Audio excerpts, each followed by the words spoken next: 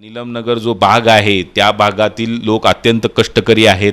छोट्या MIDC मध्ये कामाला जातात आणि आपला उदरनिर्वाह तिथे चालवत असतात, परंतु गरिबांना जगण्याचा अधिकार नाही आहे अशा प्रकारचे इथं राजकारण केलं जातं।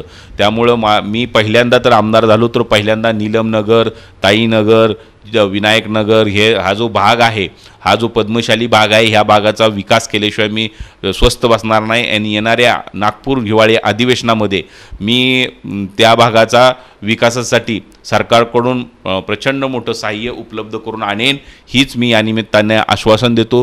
तसेच जुळे सोलापूर मधील हद्दवाड भागातही अत्यंत निकृष्ट दर्जाचे रस्ते आहेत। महापालिकेला ही लोक टॅक्स देतात परंतु त्यांना सोयी सुविधा मिळत नाहीत। तर माझा पहिला अजेंडा असेल की सोलापूर दक्षिणचा सर्वांगीण विकास, तसेच शेतकऱ्यांना अखंडित वीज पुरवठा करणे हे माझं ध्येय असणार आहे। तसेच शैक्षणिक सोयी सुविधा विद्यार्थ्यांना मिळण्यासाठी आणि STच्या फेऱ्या ग्रामीण भागात वाढवण्यासाठी मी विशेष प्रयत्न करणार आहे।